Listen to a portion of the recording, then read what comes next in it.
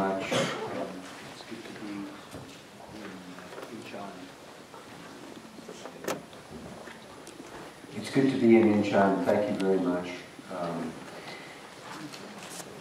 Let's perhaps begin with June 1994, when the United States and South Korea nearly stumbled into war. In June 16, General Gary Lake, who was the U.S. commander in Korea, requested reinforcements. He feels that sanctions are a dangerous option, said the administration official. As commander of 37,000 men there, he will want to try to increase deterrence. Yet, these very precautions, President Clinton was warned, risk provoking war. General Lake and U.S. Ambassador James Lane were well aware of that risk. We both agreed, Lane told me, that if we started to bring in several divisions, the North Koreans would think they were about to be attacked. Returning the North thus posed a dilemma for the Allies. If one side is weaker, said Lane, and thinks the other side is building up, they would be tempted to react. Now that history is relevant to the current crisis. The talk of North Korean provocation ignores the precarious military balance and the parlous political context on the peninsula at this time. North Korea's armed forces are inferior to South Korea's on land, in the air, and at sea. Although a North Korean surprise attack cannot be ruled out, the Allies are confident that they will defeat it decisively. For its part, Pyongyang can credibly threaten devastation of much of Seoul within range of its artillery and short-range missiles. It should suffice to deter an attack by South Korea. In short, mutual deterrence makes the likelihood of deliberate aggression quite low. And yet, this is important, the very steps that each side has taken to deter premeditated war have increased the risk of deadly clashes, if not inadvertent. Now, politically, the current tensions date back to 2008. After President Lee backed away from his potentially far-reaching summit agreement, the anniversary was celebrated.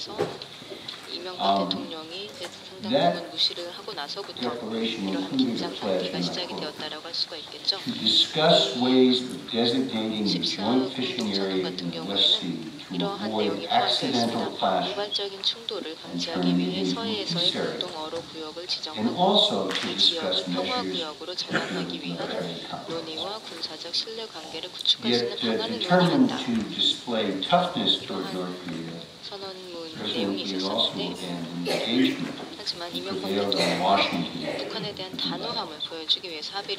Now, disengagement by Washington and Seoul has never gone down well in Korea. The most dangerous crises have come when Seoul blocked engagement between Washington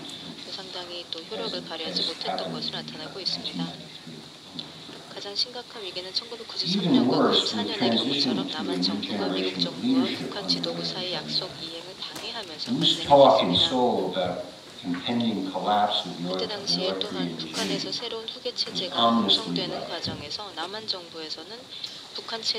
These WeNet drew a bristling response from Pyongyang. 대통령이 약속하기는 북한 지도부로부터 같이 반응을 초래했습니다.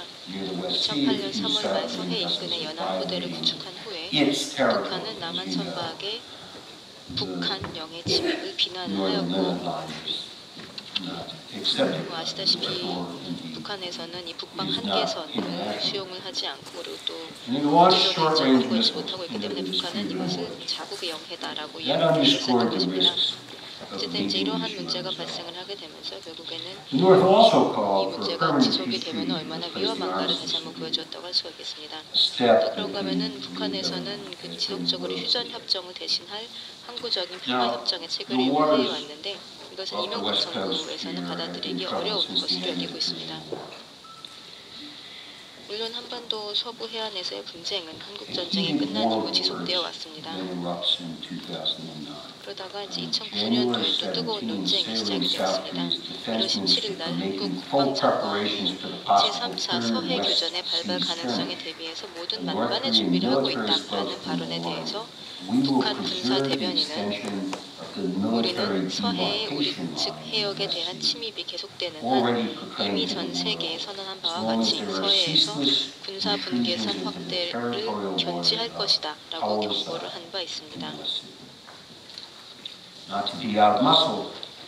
이러한 경고에 또 한국의 국방장관은 한 달 후 이후에 출석하여서 해당 분쟁 해역에서 북한에 의한 선제 포격이나 미사일 공격에 분명히 대응할 것이다 라고 답변하였습니다. 자, 결국 양측의 해군에 있어서 먼저 사격한 후에 정황을 파악하라는 메시지라고 할 것입니다. 2009년도 북한 지도부는 남한 정부와의 재협상을 시도했습니다.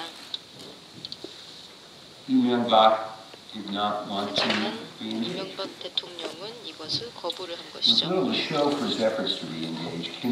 그래서 김정일은 재협상에 노력을 했음에도 불구하고 별다른 소득이 없었던 결과 강경한 자세로 선회하게 되었습니다. 그래서 북한의 조선중앙 통신에 따르면 10월 15일 북한 해군은 남측 해군 전함의 지속적인 군사 도발로 인해 양측 사이에 충돌이 가능한 위기 상황이 조성되고 있다라고 하면서 해당 수역에 전함 16척을 보낸 남한 당국을 비난을 하였습니다.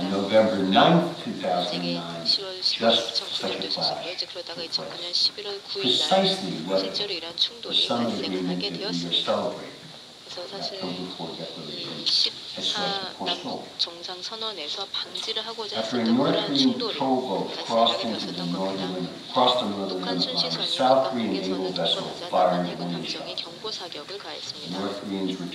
이에 대해서 북한 해군이 응사를 하였고 또 남한 해군도 사격을 가해서 북한 선박에 상당한 손상을 가했으며 또 그 수를 확인할 수는 없지만 최소한 한 명 이상의 북한군 희생자를 내기도 했습니다.